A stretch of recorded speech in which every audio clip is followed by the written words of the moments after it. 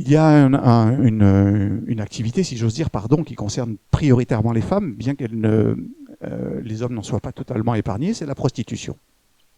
En fait, la prostitution, on s'aperçoit sous l'Empire, quand on l'étudie, qu'elle est tout à fait liée à l'indigence, c'est-à-dire que les prostituées sont, pour l'immense majorité d'entre elles, sinon la totalité,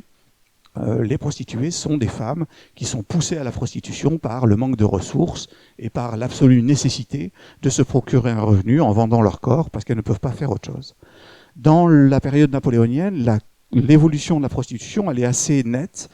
Il se trouve que l'Empire va, comme je l'ai dit tout à l'heure, recenter les prostituées pour les soigner, pour vérifier qu'elles ne transmettent pas trop les maladies, etc. Et donc la période de l'Empire, là pour le coup, a une importance dans le sort de ces femmes-là en particulier, qu'on peut très très clairement voir statistiquement, c'est-à-dire qu'ils contribuent à assigner les femmes qui ont recours, souvent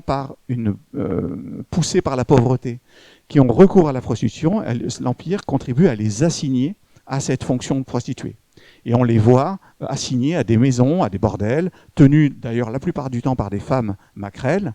et ne plus pouvoir finalement sortir de cet état.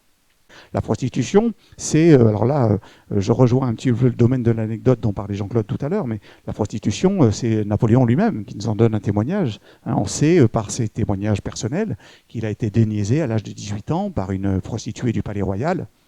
Et tout Napoléon qu'il est, en fait, tout jeune homme qu'il est maladroit, il se décrit lui-même comme très maladroit sur le plan sexuel à ce moment-là, en fait, il interroge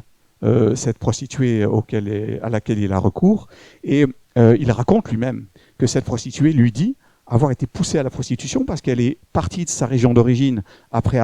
être tombée amoureuse d'un bel officier qui évidemment l'a laissé tomber au premier tournant. Elle est tombée ensuite entre les pattes d'un deuxième officier qui l'a à nouveau laissé tomber et finalement,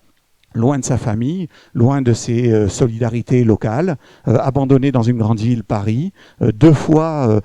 ayant perdu sa virginité, 2 fois abandonnée par un homme, eh bien, il faut qu'elle vive, et la manière de vivre pour elle, c'est la prostitution. Et Napoléon, dans son témoignage, dit « J'étais maladroit, mais elle était presque aussi maladroite que moi ». C'est-à-dire qu'en réalité, ce sont des femmes dont le recours à la prostitution est un recours un dernier moyen, si vous voulez,